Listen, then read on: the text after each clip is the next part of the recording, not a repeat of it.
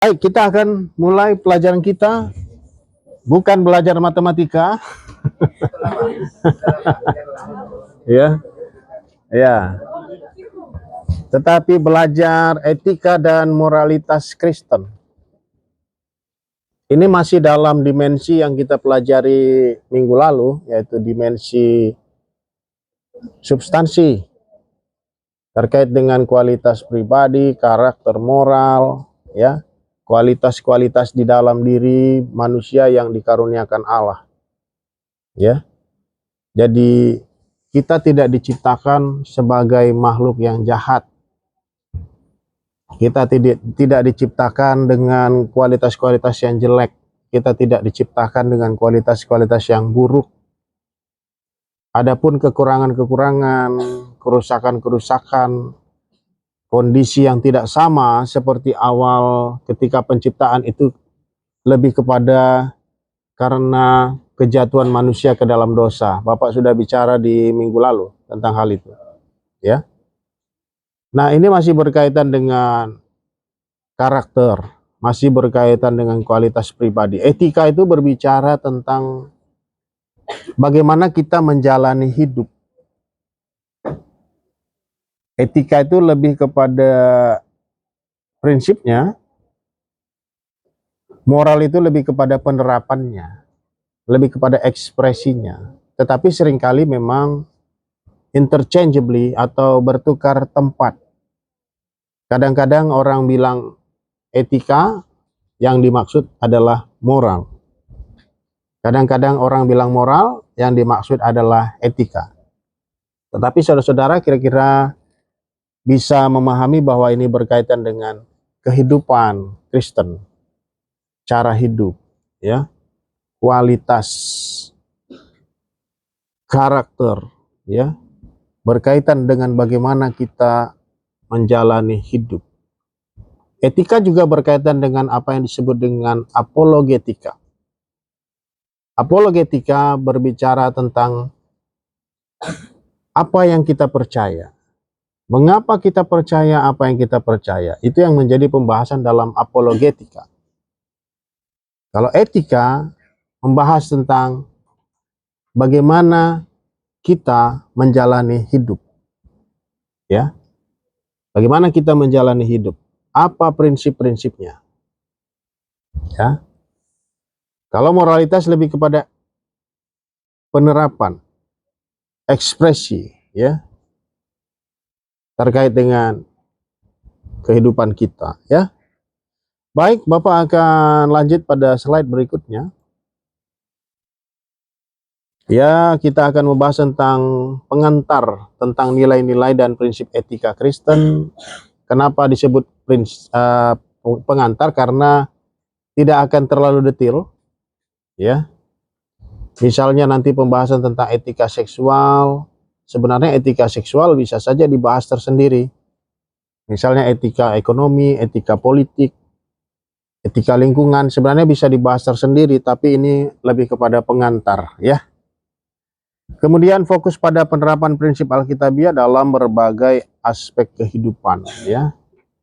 Jadi kita akan berbicara tentang penerapannya dalam konteks saudara-saudara sebagai mahasiswa, sebagai pemuda, sebagai generasi muda, ya, dan lain sebagainya. Dasar-dasar etika Kristen, dasarnya yang pertama karakter Allah. Itu yang menjadi dasar etika. Dasar bagaimana kita menjalani hidup. Saudara mungkin pernah mendengar satu ayat yang berbunyi seperti ini. Kita mengasihi karena Allah telah lebih dahulu mengasihi kita.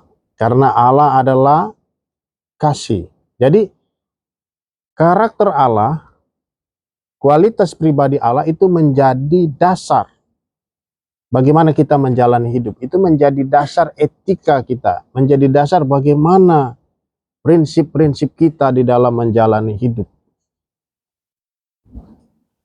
Saudara, seperti yang beberapa kali saya katakan bahwa kualitas-kualitas yang kita miliki ini berasal dari Allah ketika kita diciptakan. Jadi kita tidak punya kebaikan sama sekali tanpa Allah pernah mengaruniakan kebaikan pada kita. Kalau saudara hari ini yang jurusan matematika pinter, punya intelektualitas, punya intelijensi yang tinggi, itu semuanya karena karunia Allah. Tanpa Allah, kita ini bukan saja bodoh, kita tidak eksis. Ya, kita tidak ada gitu ya. Hanya debu. Dari debu kembali ke debu ya. Tapi karena Allah mengaruniakan kita kualitas-kualitas, maka kita berkualitas. Memang benar tidak sempurna karena manusia jatuh ke dalam dosa, tetapi ada jejak-jejak kualitas yang masih bisa kita lihat. Ya. Masih bisa kita lihat sampai sekarang ini. Ya. Kualitas-kualitas termasuk juga kualitas-kualitas yang terkait dengan moralitas, terkait dengan etika, ya. Seperti itu. Jadi dasar etika itu karakter Allah, kesucian, kekudusan. Hanya saja bedanya antara manusia dengan Allah. Allah itu infinitif, tidak terbatas. Manusia terbatas. Kalaupun kita dibagikan kualitas, kualitas kita terbatas. Contohnya kita dikaruniakan intelijensia, intelektualitas, kemampuan dalam berhitung, tapi itu terbatas. Terbatas. Bukan tidak terbatas. Yang tidak terbatas adalah Tuhan. Kita terbatas. Seperti ada lagunya itu ya. Tak terbatas kuasamu. Ya. Tak terduga caramu. Kau yang apa kelanjutannya? Yang tadi yang suka nyanyi tadi pernah dengar lagunya? Kau yang ku andalkan di setiap langkah hidupku. Apa lagi?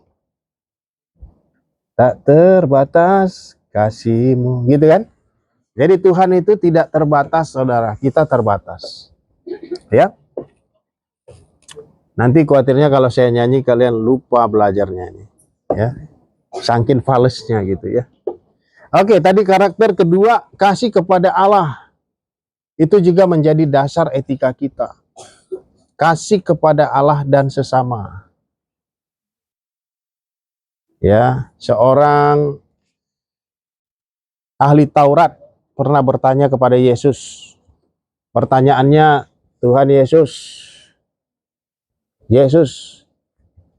dari 613 hukum, yang mana yang utama? Ditanya oleh ahli Taurat. Taurat itu berisi 613 hukum. Lalu Tuhan Yesus bilang apa? Hukum yang utama adalah kasihlah sesamamu manusia, kasihlah Tuhan Allahmu dengan segenap hatimu, dengan segenap jiwamu, dengan segenap akal budimu, dengan segenap kekuatanmu. Yang kedua adalah kasihlah sesamamu manusia. 613 instruksi Taurat itu ya, dasarnya adalah kasih kepada Allah dan sesama, ya. Kemudian otoritas Alkitab dalam menentukan moralitas. Itu juga menjadi dasar. Boleh Samuel bacakan 2 Timotius 3 ayat 16 sampai 17. 2 Timotius 3 ayat 16 sampai 17.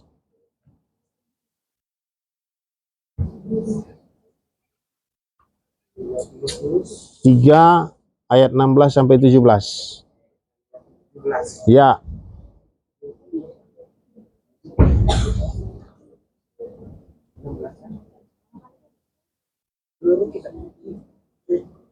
Seluruh kitab suci dilahirkan Allah dan bermanfaat untuk mengajar, untuk menyatakan kesalahan, untuk memperbaiki kelakuan, dan untuk mendidik orang dalam kebenaran. Dengan demikian, tiap-tiap manusia kepunyaan Allah diperlengkapi untuk setiap perbuatan baik. Ya, coba garis bawahi Dengan demikian tiap-tiap manusia kepunyaan Allah diperlengkapi. Dengan demikian tiap-tiap manusia kepunyaan Allah diperlengkapi untuk setiap perbuatan baik. Di ayat 16-nya, perbuatan baik itu, ya, perbuatan baik itu mengacu pada segala tulisan yang diilhamkan Allah, mengacu kepada Alkitab sebagai dasar etika, ya. Jadi ketika kita rajin belajar firman, ya, dengan cara itulah Allah memperlengkapi kita untuk setiap perbuatan baik, ya. Jadi tadi dasar-dasar etika, yang pertama tadi apa? Karakter Allah. Yang kedua, kasih kepada Allah. Yang ketiga,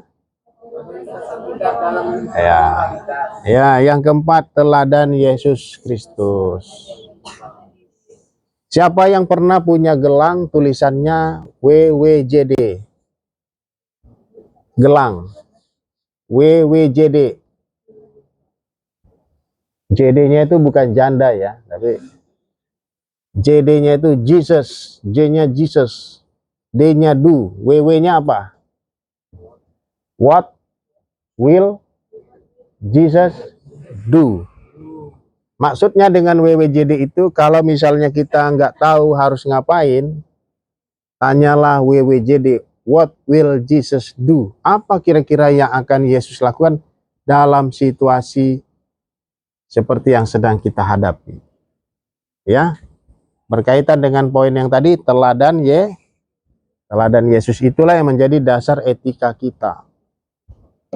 Kalau Yesus duduk di bangku kuliah, what will Jesus do? Apakah dia akan menyontek? Apakah dia akan belajar sistem kebut semalam? Nah, kayak gitu maksudnya, ya. Ya. Apakah dia akan bertinju dengan dosennya? Nah, gitu, ya. Seperti itu. Apakah dia akan membuli orang? Nah, itu adalah dasar-dasar etika Kristen. Ya, pertama karakter Allah, kasih kepada Allah, otoritas Alkitab, teladan Yesus Kristus. Nilai-nilai etika Kristen, ya, kasih, keadilan, kebenaran, ya. Ada Bapak tulis di situ rinciannya, kasih inti dari semua tindakan etis. Ya, makanya tadi kita bahas tentang kasihilah Tuhan Allahmu, kasihlah sesamamu, ya. Kemudian apa lagi? Keadilan, memperjuangkan keadilan bagi semua. Kebenaran, menghindari kebohongan dan hidup dalam kejujuran. Kesucian, hidup dalam kekudusan dan menjauhi dosa. Kerendahan hati juga kita bahas minggu lalu, ada kerendahan hati, ya. Melayani dengan rendah hati dan tanpa pamrih. Kalau orang yang habis bantuin orang pamrih, ya, lalu dia membesar-besarkan atau membangga-banggakan dirinya, ya, itu bukan rendah hati, ya. Jadi melayani dengan rendah hati dan tanpa pamrih. Prinsip-prinsip etika Kristen, ketaatan pada perintah Allah. Ya, kalau kita taat pada perintah Allah, ya, maka dengan cara itulah kita menjalankan etika Kristen dan mempunyai moralitas yang sesuai dengan kehendak Allah, ya. Kepedulian terhadap orang lain, ya, itu juga prinsip-prinsip etika Kristen. Bukannya merusak, mengganggu, ya, merugikan. Pertanggungjawaban di hadapan Allah, ya. Artinya apa yang kita lakukan itu bukan saja kita merugikan orang lain, tetapi juga kita berdosa terhadap Tuhan, ya. Jadi hubungan antar manusia juga berkaitan dengan hubungan vertikal. Misalnya di dalam kitab Taurat, di situ ada berbicara tentang membunuh. Mengapa membunuh orang lain berkaitan dengan pertanggungjawaban terhadap Tuhan? Mengapa membunuh orang lain atau memukul orang lain berhubungan dengan pertanggungjawaban terhadap Tuhan? Orang lain, Tuhan. Tapi mengapa kalau kita merugikan orang lain ada kaitannya dengan Tuhan? Ya, betul. Karena dikatakan di dalam Alkitab bahwa setiap manusia itu diciptakan menurut gambar dan rupa Allah. Jadi bukan hanya si A yang diciptakan menurut gambar dan rupa Allah, bukan hanya si B. Jadi kalau kita membunuh orang, berarti kita bertanggung jawab terhadap Allah, kita berdosa terhadap Allah. Karena orang itu diciptakan menurut gambar dan rupa Allah. Ya, jadi berkaitan antara horizontalnya dengan vertikalnya. Keseimbangan antara kasih dan keadilan. Ya, itu prinsip-prinsip etika Kristen, ya. Jadi kita adil tapi harus juga kasih, gitu ya. Etika seksual Kristen, ya. Jadi saya katakan pengantar karena tidak bisa dibahas terlalu detail tentang masing-masing tentang etika ini, etika seksual, etika ekonomi, politik, sosial, lingkungan. Tapi ini berupa pengantar saja. Seksualitas sebagai karunia Allah, Kejadian 1 ayat 27 sampai 28. Itu adalah karunia Allah, ya. Meskipun itu karunia Allah atau justru karena itu karunia Allah, maka kita harus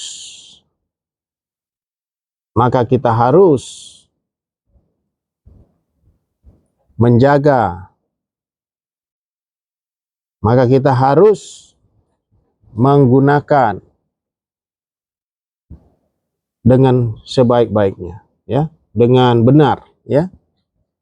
Pernikahan sebagai konteks seksualitas yang sah, maksudnya pernikahan sebagai konteks seksualitas yang sah itu maksudnya di luar itu no, tidak, ya, tidak disalahgunakan, ya. Bagaimana dengan pornografi? Bagaimana dengan membaca majalah porno, menonton video porno? Ya, bagaimana dengan itu? Bagaimana dengan pergi ke lokalisasi atau berhubungan dengan yang bukan pasangan yang sah atau sesama jenis? Ya, bagaimana dengan itu? Dikatakan pernikahan sebagai konteks seksual yang sah berkaitan dengan poin setelahnya, monogami dan kesetiaan dalam pernikahan. Jadi di luar daripada pernikahan yang sah, maka itu tidak sesuai dengan etika Kristen. Ya. Pria-pria tidak seperti ayam jago, nanti di lorong ini ada, di lorong ini ada, di kampung sana ada. Ada istrinya, ya. Bukan begitu, ya. Jadi atau ada pacarnya, ya. Jadi itu tidak sah. Jadi yang sah itu hanya dalam pernikahan. Artinya juga untuk yang anak-anak muda, ya haruslah berlatih dari sekarang untuk menjaga kesucian, menjaga kemurnian, ya. Ada tips, sedikit tips untuk anak-anak muda. Misalnya kan kalian lagi scroll nih, scroll di laptop atau di HP. Kan ada tuh gambar-gambar tuh. Jangan dipelototin. Lewatin aja. Pandangan pertama tidak terhindarkan. Kenapa? Karena ada cookies. Ya, dia lewat begitu. Dan lewatin aja. Itu tipsnya. Tapi kalau kita balik lewat pelototin, itulah masalahnya di situ, ya. Seringkali persoalannya semakin berat, apalagi sampai kecanduan pornografi. Ya, habis kuota, bukan cuma habis kuota, habis uang. Saya kenal ada orang yang habis uangnya hanya telepon porno. Tahu telepon porno? Jadi digodain di telepon gitu. Wah, digodain di telepon. Dan itu tarifnya mahal. Ya. Saya tahu aja tapi saya nggak pernah. Ya, tidak pernah. Nah, seperti itu. Dan katanya menurut para ahli, kalau sampai kecanduan pornografi, itu merusak otak depan. Sama seperti menggunakan narkoba, ya. Sama. Oke? Jadi Tuhan bukan cuma mengajarkan etika, bukan hanya ingin kita punya moralitas yang baik, tapi juga menjaga kita. Ya. Jangan sampai hidup kita hancur karena penyalahgunaan seksual ini, ya, karunia seksualitas ini, ya. Jangan disalahgunakan. Dan biasanya juga kalau tidak serius terhadap hal-hal seksual ini, kalau kita tidak serius, itu dia ada konsekuensinya. Misalnya kita mengenal juga ada penyakit kelamin, HIV/AIDS, walaupun mungkin bukan sebabnya semuanya karena seks, mungkin kalau HIV bisa karena transfusi darah atau transfusi, ya. Tetapi juga besar kemungkinannya gara-gara itu, ya. Penyakit kelamin dan lain sebagainya, ya. Berdampak juga pada pernikahan dan lain sebagainya. Perceraian bisa karena perselingkuhan, ya. Berdampak juga pada anak-anak sehingga mereka menjadi kacau secara emosional, ya, dan lain sebagainya. Seperti yang terjadi di beberapa negara, ya, sehingga membuat anak-anak pun karena mungkin tidak dibesarkan dengan baik sampai mereka bingung, ya, sampai mereka bingung apakah dia wanita apa pria, seperti itu. Bisa berdampak sampai begitu karena tidak dibesarkan, tidak dibimbing, tidak didampingi dengan baik, ya, seperti itu, ya, sampai tidak tahu, ya. Dan itu berkaitan, ya, antara,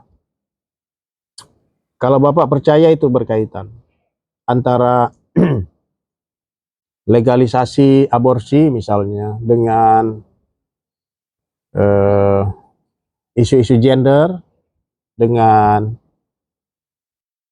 tingkat perceraian yang tinggi di negara seperti Amerika, Rusia, dan negara-negara barat, itu berkaitan, ya. Bapak percaya itu berkaitan. Itu lebih kepada akibat, bukan sebab, ya. Itu lebih kepada akibat. Tapi sebabnya adalah karena dosa seksual atau etika seksual yang tidak diterapkan dengan benar.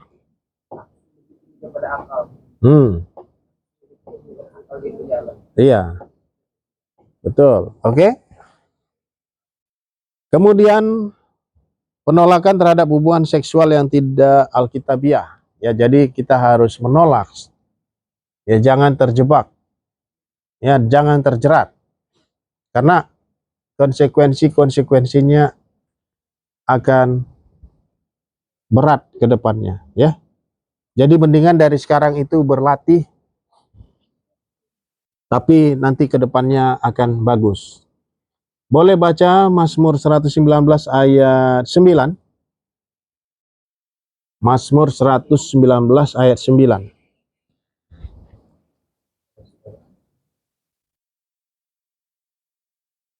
Silakan. Ya. Mazmur 116 ayat 9. Berbunyi, bagaimana orang muda menjaga kelakuannya agar tetap murni dengan berpegang pada firman-Nya. Ya, itu yang versi, ya, ini coba versi yang TB. Enggak apa-apa, silakan. Mazmur 119 ayat 9 berbunyi, dengan apakah seorang muda mempertahankan kelakuannya bersih dengan menjaga sesuai dengan firman-Nya. Ya, dengan apakah seorang muda mempertahankan kelakuannya bersih dengan menjaga sesuai dengan firman Tuhan. Ya, makanya perlu rajin-rajin belajar firman Tuhan, merenungkan firman Tuhan, ya. Oke, baik. Selanjutnya, nilai-nilai dan prinsip etika seksual, kesucian dan kemurnian, menjaga kemurnian seksual, ya. Kasih dan pengorbanan, hubungan berdasarkan kasih dalam pernikahan. Makanya kalau cari pasangan itu, carilah yang dewasa, ya, dewasa iman, dewasa rohani, yang punya relasi yang baik dengan Tuhan, ya. Iya, jangan, ya, ya, jangan cuman tampan, ganteng, ya. Orang Medan bilang ganteng itu gajetenggen. Jangan cuman cantik, tapi harus dewasa iman, ya, punya karakter yang baik, relasi yang baik, ya. Dan juga jangan hanya mengharapkan yang calon pasangannya. Seperti gini, kalau ditanya, kamu maunya seperti apa calon pasangan? Oh, saya mau yang rajin berdoa, rajin ke gereja, rajin membaca firman, tapi sendirinya enggak, ya. Ya kan? Jadi kamunya dapat berkat, dianya dapat kutuk. Ya, bercanda ya, tapi maksudnya kita juga harus bertumbuh dalam iman kita, dalam kerohanian kita, sehingga menjadi pasangan yang, ya, pasangan yang seimbang. Seperti itu, ya. Saling membangun, saling menguatkan, saling, ya, saling membantu. Pengendalian diri hidup menurut Roh Kudus. Ini tadi kenapa Bapak katakan waktu masih muda itu latihanlah. Ada pemahaman yang salah dengan mengatakan begini, mumpung masih muda, jadi banyak-banyaklah berbuat dosa. Kan ada pemahaman gitu kan? Ada dulu di negara Amerika kalau saya tidak salah, itu ada seorang pengkhotbah menceritakan sejarah bagaimana seseorang yang punya ide itu kemudian dalam tanda petik meracuni pikiran masyarakat. Karena dia bilang, bagaimana caranya supaya anak muda itu betul-betul nanti menjadi orang tua yang benar-benar baik dan betul-betul mereka nanti tidak ada merasa apa ya, mereka tidak akan tidak setia terhadap pasangannya. Jadi idenya begini, dia harus sepuas-puasnya di masa mudanya berbuat dosa. Supaya nanti katanya kalau sudah menikah, dia sudah nggak mau lakukan itu. Nah, itulah ajaran sesat itu. Justru sebaliknya, waktu muda itu nggak dijaga, nanti waktu sudah menikah, orang Jawa bilang podo ae. Sama saja seperti sebelumnya. Tapi kalau dari muda udah jaga, nanti sudah menikah akan terlatih untuk menjaga. Jadi itu adalah ide yang salah. Jadi banyak orang yang percaya ngomongan dia. Dia bilang, jadi kalau pernikahan itu mau setia tuh harus dari muda tuh harus dieksploitasi, harus dipuas-puaskan dulu. Kenyataannya tidak demikian. Ya. Itu ya tadi pengendalian diri ya. Etika sosial kasih kepada sesama, Bapak kira ini jelas ya. Tindakan nyata untuk membantu yang membutuhkan. Keadilan dan kebenaran, menghapus diskriminasi dan ketidakadilan. Ya. Tanggung jawab sosial, berkontribusi pada kesejahteraan masyarakat. Ya, ini etika sosial ya. Jadi kita juga sebagai orang Kristen harus peduli masyarakat ya. Jadi bukan hanya diri sendiri, bukan hanya berdoa, bukan hanya baca firman, renungkan, bukan hanya itu, tapi juga harus bantu lingkungan, masyarakat.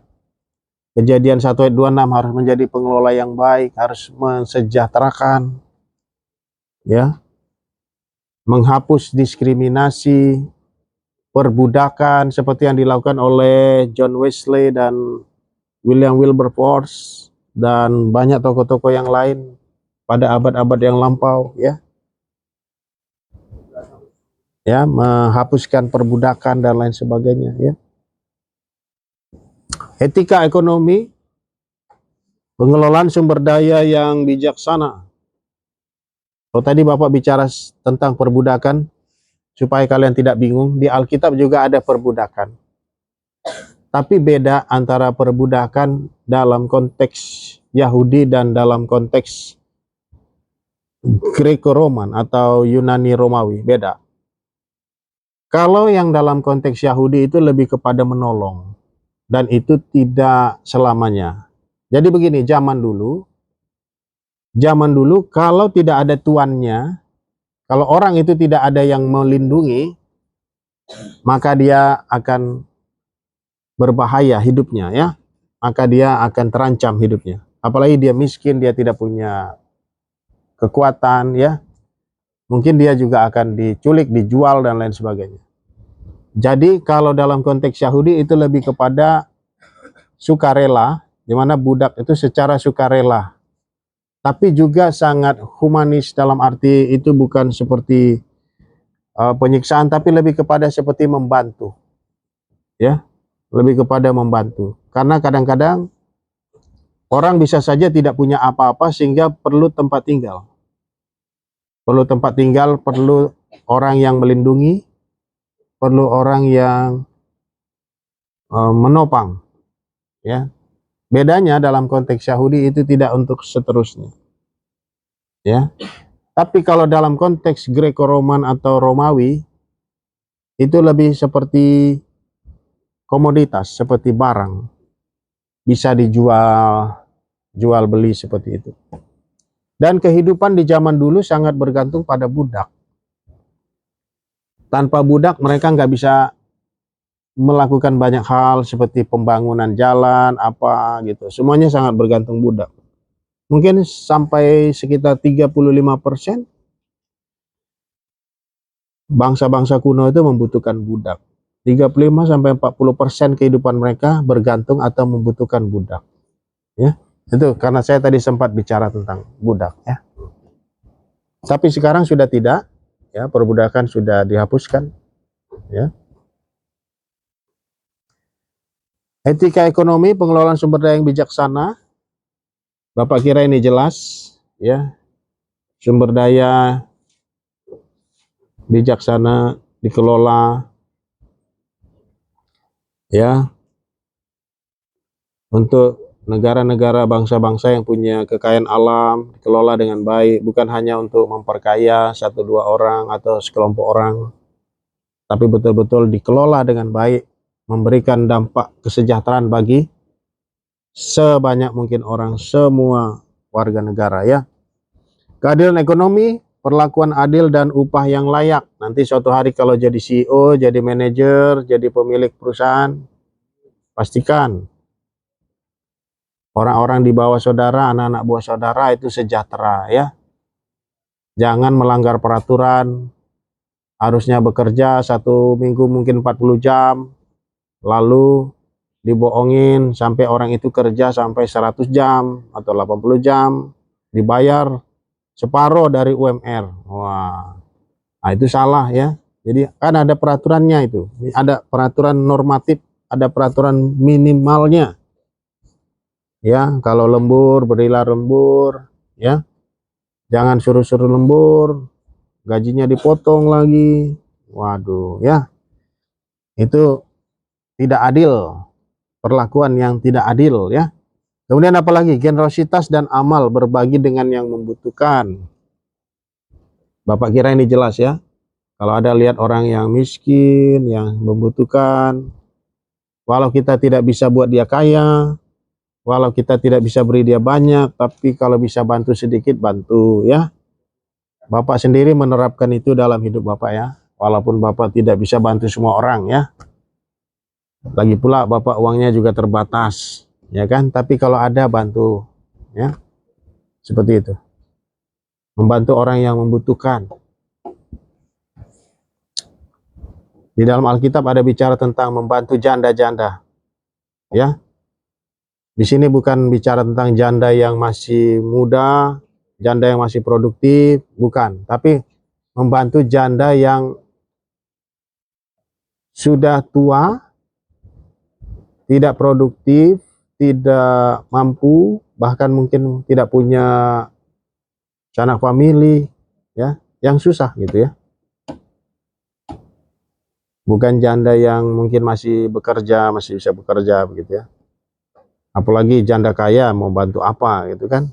Udah kaya mau dibantu apa kan gitu. Etika politik. Etika politik, ketaatan pada pemerintah. Kalau saudara pernah lihat What Will Jesus Do, misalnya terkait dengan pajak. Tuhan Yesus ditanya, bagaimana tentang pajak kepada kaisar? Ya, Tuhan Yesus ditanya. Lalu Tuhan Yesus bilang apa? Ada uang, ada koin? Dia bilang, oh ada. Nih. Lalu Tuhan Yesus bilang, gambar siapa di sini katanya? Gambar kaisar. Lalu Tuhan Yesus bilang, berikanlah apa yang layak diberikan pada kaisar dan berikanlah kepada Tuhan apa yang seharusnya kita berikan kepada Tuhan. Artinya apa saudara? Ya, kita perlu taat kepada pemerintah selama itu tidak bertentangan dengan kehendak moral Tuhan. Contohnya Daniel, contohnya Sadrak, Mesak dan Abednego disuruh menyembah patung Nebukadnezar.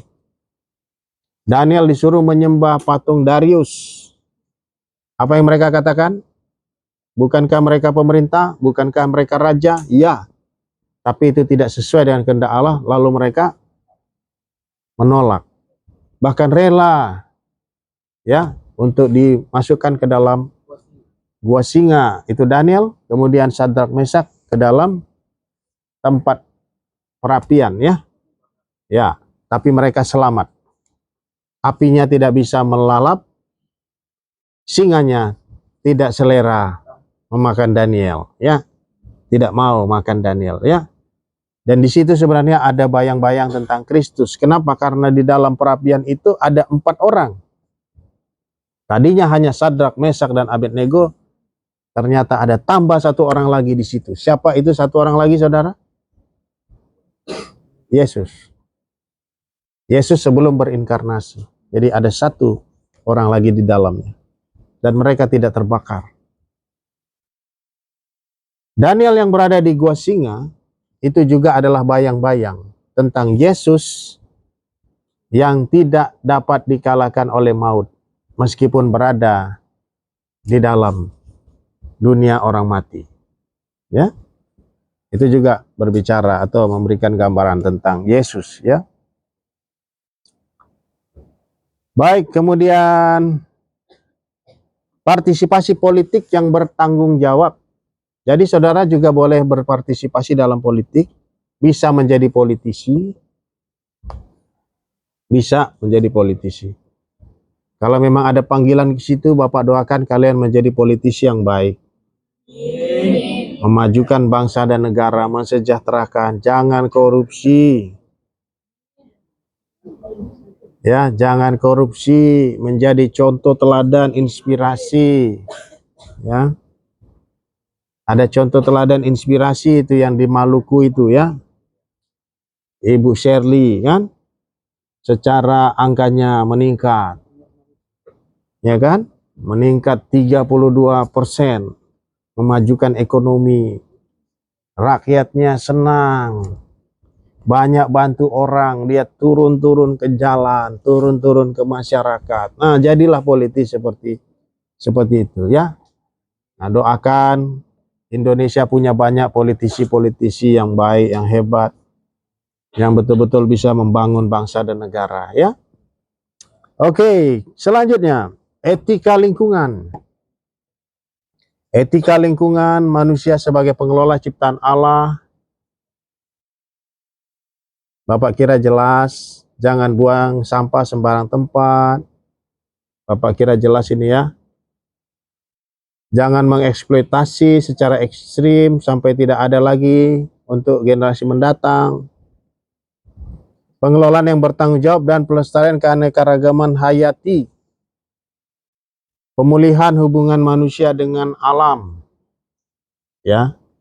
Karena kalau dieksploitasi seringkali bahayanya bisa balik kepada manusia itu. Misalnya tidak serius membuang sampah, dampaknya jadi banjir, kayak gitu, ya.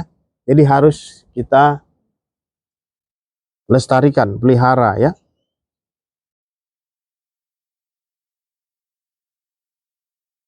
Ya, kesimpulannya pemuridan dan pertumbuhan rohani sebagai bagian daripada etika Kristen. Panggilan orang Kristen untuk memuliakan Allah melalui hidup yang etis. Kalau hidup kita etis, hidup kita baik, maka Allah akan dimuliakan. Amin. Allah akan dimuliakan dengan cara hidup kita. Makanya Tuhan Yesus juga pernah bilang, jadilah garam dan terang. Oke? Pengelolaan yang bijaksana sebagai bentuk tanggung jawab di hadapan Allah. Jadi kita ini bukan hanya dikaruniakan kehidupan, tapi juga kita harus mengelola kehidupan kita dengan baik. Ya, harus kelola kehidupan kita dengan baik. Jadi bukan hanya, ya Tuhan sudah karuniakan, lalu kita tidak kelola dengan baik. Saudara pernah mendengar perumpamaan tentang talenta? Yang 5 talenta, dia kelola, hasilkan 5 talenta. Ada yang diberikan 3 talenta, dia kelola, hasilkan 3 talenta. Ada yang dikaruniakan 1 talenta, dia tidak buang, dia tidak rusakin, dia cuman simpan. Ya. Lalu tuannya datang, dia berikan 1 talenta. Saudara kalau baca perkataan tuannya bilang apa? Yang 5 talenta dipuji karena menghasilkan 5. Yang 3 talenta dipuji karena menghasilkan 3. Yang 1 talenta dipuji atau ditegur? Ditegur. Karena apa? Karena tidak mengelola ini 1 talenta ini.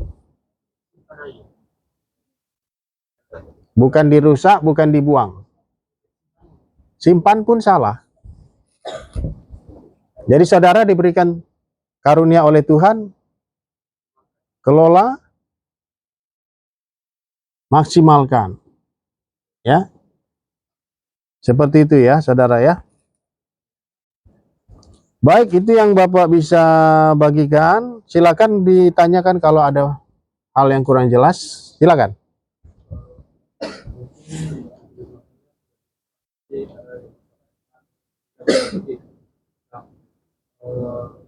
Contohnya mungkin kita bisa lihat lah di pemerintahan kita ini, mungkin dari pejabat-pejabat banyak yang tidak sesuai dengan aturannya. Contohnya itu pada hakim yang disuap, harusnya hal tersebut sudah itu kan dari diri sendiri, Pak. Itu sudah terbatas oleh adanya agama kita masing-masing. Nah, kalau kita berkaca dari masa lalu, yaitu saat masa Pamego, di mana dulu masih ada penyembahan berhala, tapi nabi tersebut memiliki keyakinan dan ketakutan Tuhan yang sangat tinggi. Namun kenyataannya di masa kita ini semakin banyak agama, tetapi malah semakin terpuruk. Seharusnya dengan adanya agama yang mungkin di Indonesia sudah diakui nama agama, itu sudah membuat penerangan dalam diri kita masing-masing bagaimana cara menyikapinya. Contohnya untuk mahasiswa itu, atau mungkin dia untuk mahasiswa, seharusnya dia tidak menyontek, tapi dia menyontek. Nah, namun ada juga di samping itu pandangan seperti ya apa-apa lah demi keuntungan sendiri, atau mungkin hal yang dapat ditoleransi.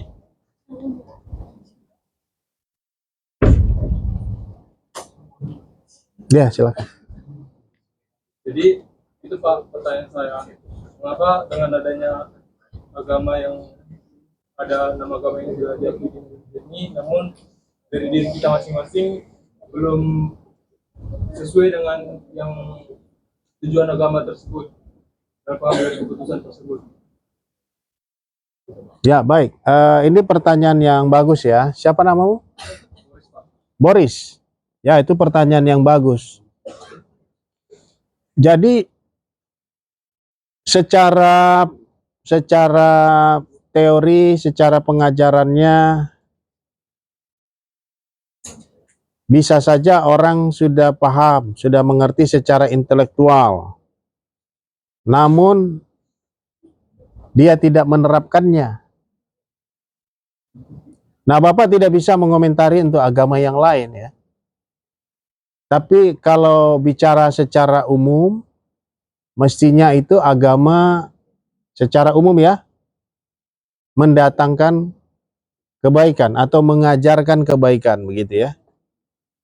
Nah, Bapak tidak bisa banyak komentar tentang agama yang lain gitu. Tapi Bapak percaya pasti diajarkan misalnya tentang kejujuran, seperti misalnya membantu orang lain, menolong orang lain, ya. Bapak percaya itu, ya. Dan Bapak juga mempelajari, walaupun tidak sangat mendalam, Bapak juga mempelajari agama-agama lain dan banyak ajaran-ajaran tentang hubungan antar manusia yang baik. Itu sebabnya kenapa William Carey di India, dia bisa mengajak orang lain, agama-agama lain untuk misalnya melestarikan lingkungan, untuk misalnya memberantas seperti misalnya isu-isu kriminal. Seperti itu, dia bisa ajak orang lain. Kenapa? Karena dalam hal itu, agama-agama itu punya kesamaan atau kemiripan gitu, punya titik temu.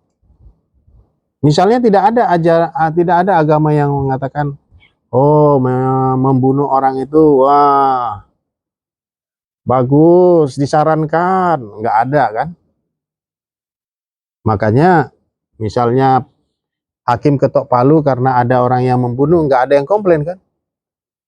Justru orang bilang, ya itu memang harus mendapatkan ganjarannya gitu. Artinya kita sebagai manusia ini ada titik temu dalam konteks hubungan antar manusia, kriminalitas, dan lain sebagainya.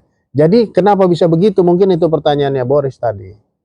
Pertanyaannya itu berarti kan bahwa apa yang dia ajaran yang dia punya dia tidak amalkan. Dia tidak terapkan itu. Dengan kata lain menjadi hipokrit.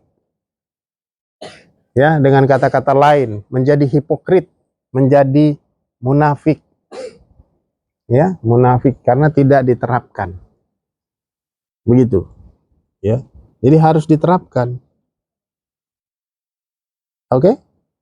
Jadi kalian juga yang sudah menerima pengajaran etika Kristen, mendalami etika Kristen harus diterapkan dalam kehidupan berbangsa, bernegara, dan lain sebagainya. Mulai hal-hal kecil. Misalnya, kalau di Jambi itu misalnya ya, kadang-kadang orang malas untuk putar balik. Malas putar balik akhirnya apa? Bukan. Akhirnya melawan arus. Mungkin kalau putar balik perlu jalan sedikit, cari tikungan putar balik. Tapi karena malas, lawan arus. Apalagi? Yang sederhana aja, pakai helm. Ya kan? Apalagi misalnya menunggu lampu lalu lintas. Nah, hal-hal yang kecil-kecil. Ya. Mencontek dan lain sebagainya, ya. Seperti itu. Menjawab, Boris? Menjawab ya, oke. Ada pertanyaan lagi? Silakan. Siapa? Agung. Bisa diulang?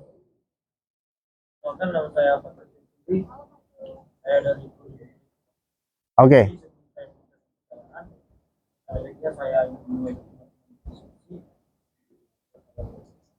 Pak, dari bahwasanya adanya berat sepihak antara agama Kristen dan agama Muslim. Jadi saya nanti di wilayah kriminal antara agama suku dan negara lain. Seperti yang saya tanya sebelumnya dari apa yang saya sampaikan dengan Bapak. Bagi saya mungkin untuk yang pertama Pak, saya mengambil dari contoh selama ini di Indonesia agama Kristen mungkin satu bangunan rumah ibadah, satu bangunan tempat-tempat suci bagi agama Kristen akan menjadi hal yang sangat fatal atau finansial bagi umat Muslim. Namun saya tahu pemerintah Muslim itu ada dalam arti ada beberapa pemerintah yang mungkin memberikan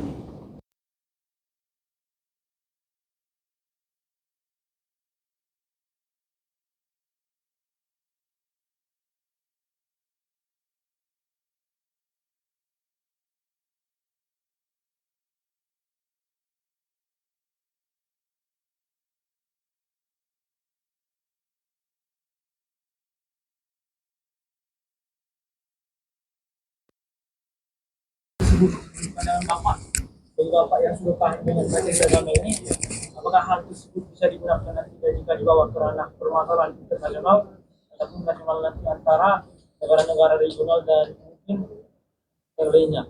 Itu pertanyaan saya juga Pak. Dan jika hal tersebut didiamkan adanya penindasan antara agama Islam dan Kristen di Indonesia, apakah hal tersebut disebutkan sebagai agama Muslim adalah agama yang paling wah di dunia atau sebaliknya, atau agama Kristen yang mungkin nantinya menjadi agama yang paling mungkin ya memberikan tidak ada perlawanannya bagi agama Muslim Pak.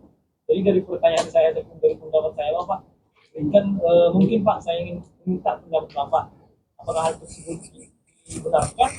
Karena saya tahu pemerintah baik itu di dalam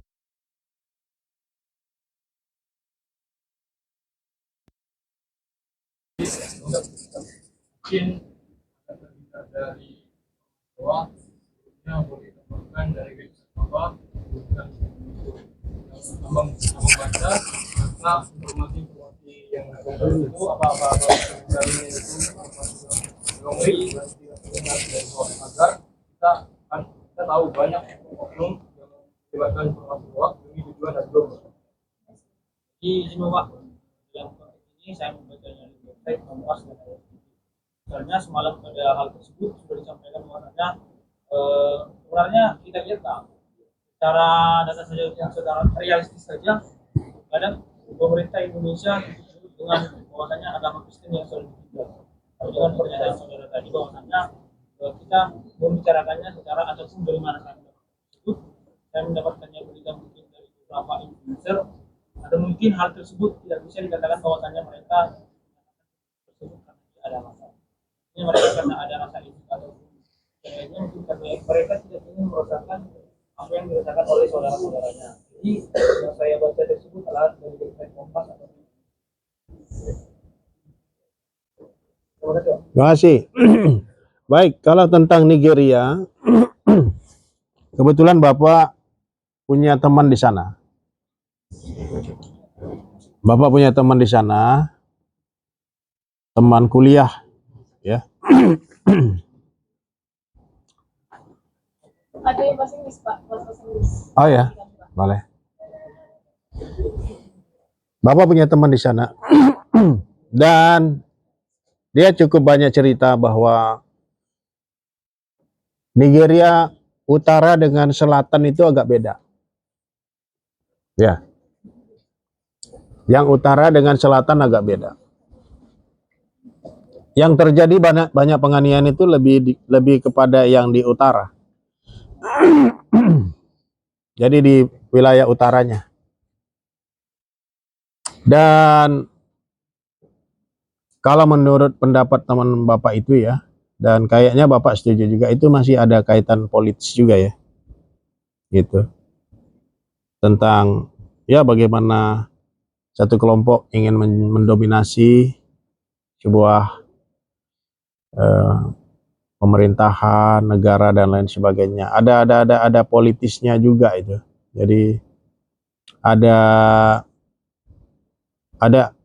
hal-hal yang lain yang mungkin tidak terekspos kepada kita. Mungkin juga ada kaitannya dengan bagaimana negara-negara tertentu ingin tetap eksis menjadi penguasa dunia, sehingga ya mungkin dengan cara itu, ya karena kan penjajahan secara fisik penjajahan secara fisik memang tidak ada lagi sekarang, seperti peperangan, seperti Perang Dunia I, Perang Dunia II tidak ada, tetapi mungkin ada strategi-strategi, siasat-siasat tertentu yang dilakukan oleh penguasa-penguasa tertentu untuk menciptakan situasi yang konstan seperti itu, ya. Ya itu kalau dari perspektif politis ya, tetapi secara umum Bapak katakan itu PR. Dan Bapak akan mendukung perjuangan-perjuangan untuk mendoakan, setuju perjuangan-perjuangan untuk menciptakan keadilan, keamanan, kedamaian, kesejahteraan itu Bapak setuju. Dan sebagai orang Kristen kita harus memperjuangkan itu. Hanya pendekatan perjuangannya sebagai orang Kristen kita mempunyai dasar-dasar etika yang tadi. Gitu. Misalnya kalau kita mau berdemo misalnya ya, mendemo misalnya pemerintah yang kita anggap misalnya tidak mempunyai kebijakan yang sesuai. Nah, tentunya pendekatan inilah yang berbeda, ya kan? Bapak perhatikan demonstrasi yang beberapa waktu lalu ya, tanpa mengabaikan usaha tanpa mengabaikan aspirasinya, tapi Bapak merasa bahwa ada cara-caranya yang mungkin tidak cocok gitu. Misalnya merusak fasilitas umum dan lain sebagainya ya, kayak gitu. Karena kan demonstrasi sebenarnya adalah salah satu tujuannya adalah mengkomunikasikan. Tapi Bapak tidak ada melihat misalnya tulisannya apa nih, yang pesan yang mau disampaikan ini apa. Berbeda dengan demonstrasi misalnya di negara-negara yang lebih maju, itu mereka udah jelas pesannya itu.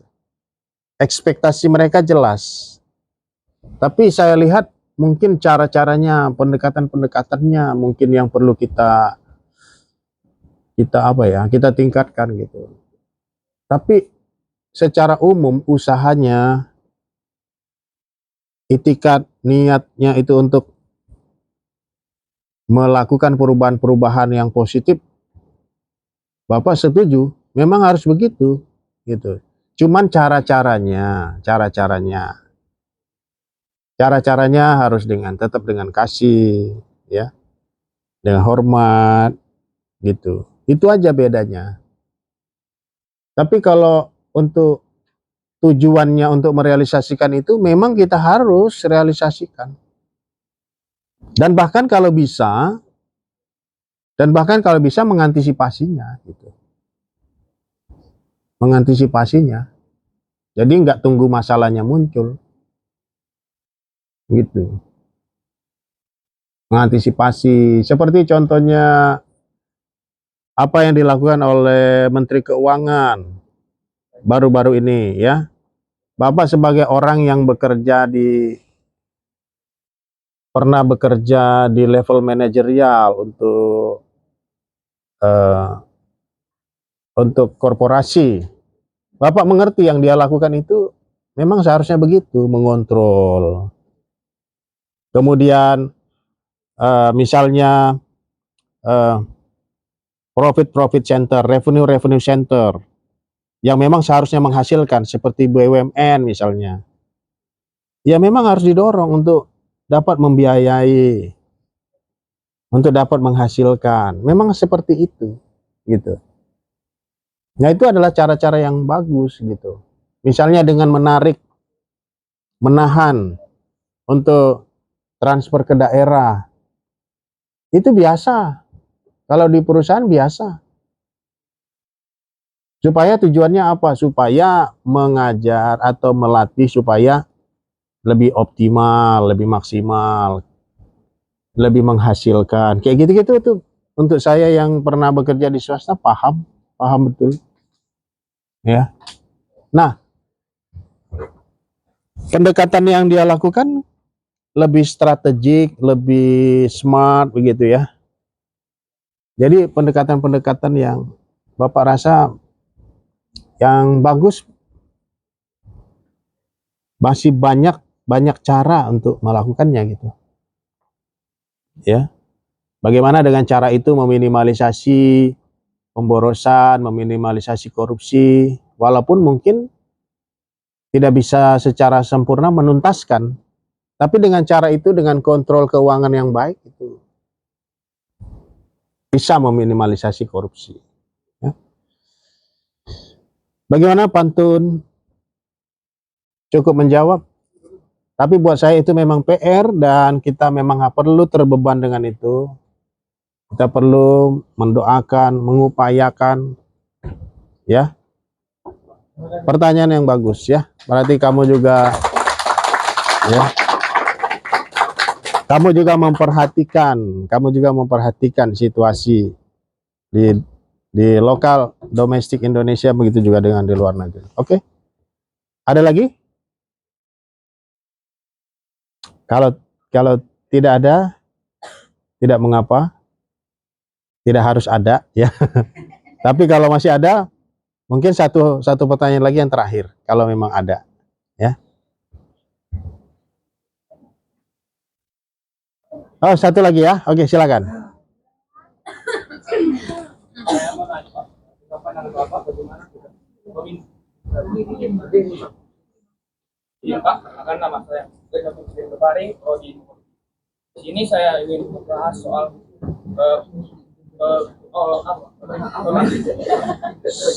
pemerintahan yang menjual agamanya untuk dapat kekuasaan, Pak. Misalnya dari beberapa yang saya tahu, pernah saudara gitu Pak, contohnya, jika mau jadi naik ke kepala sekolah, dia harus pindah agama. Bagaimana pandangan Bapak terhadap orang yang ingin menjual Tuhannya demi mendapat kekuasaan? Terima kasih, Pak. Oke. Siapa namamu? Glenn. Glenn ya?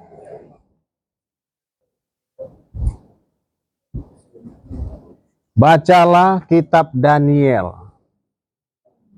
Daniel sejak muda sudah ditawarkan oleh Raja Nebukadnezar untuk melupakan atau menomorduakan identitas aslinya. Namanya diganti.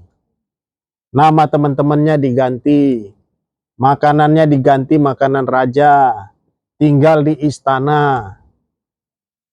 Tetapi tidak sedikit pun merubah kualitas pribadi Daniel.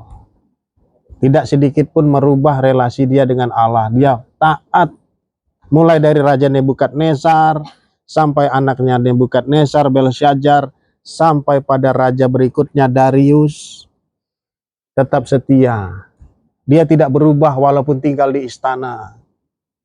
Dia tidak berubah walaupun dia sudah dijadikan gubernur. Dia tidak berubah meskipun dijadikan orang kepercayaan raja. Tidak berubah. Dia tidak berubah walaupun diancam masukkan ke gua singa. Nah itulah kita perlu ketaatan dan kesetiaan seperti Daniel. Ya, jangan ketaatan kesetiaan kita itu bergantung pada gimmick. Dikasih gimmick ini, dikasih gimmick itu, kita berubah. Ya, dikasih posisi ini, dikasih jabatan ini, kita berubah. Ya, hendaklah kita tetap taat dan setia kepada Tuhan. Ya, apapun gimmick, apapun tawaran-tawaran yang menggiurkan. Semoga menjawab pertanyaanmu. Oke? Terima kasih saudara-saudara atas kehadiran dan perhatian dan partisipasinya. Sampai ketemu lagi minggu depan. Tuhan Yesus memberkati. Shalom. Shalom semuanya. Ya.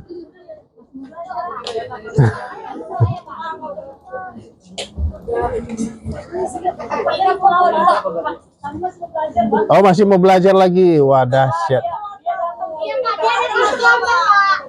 Orang udah masuk sejam dia datang, Pak. Iya, iya. Aduh. Iya, iya, iya, iya. Tuhan Yesus memberkati ya. Iya. Sampai ketemu lagi minggu depan. Shalom. Ya, terima kasih. Ya, terima kasih Daniel, Samuel.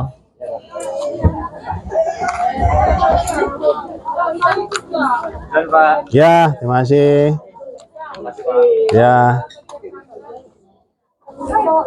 Terima kasih, Pak. Masih, sampai ketemu lagi. Ya, masih, Tuhan berkati. Ya, God bless. Ya, God bless. Ya. Terima kasih ya, Tuhan berkati ya. Ya, God bless. Ya. Ya, Tuhan berkati. Ya, God bless. Ya. Ya, Tuhan berkati ya. Ya, God bless ya. Tuhan berkati ya. Ya, God bless ya. Tuhan berkati ya. Ya, God bless ya. Ya, hati-hati ya.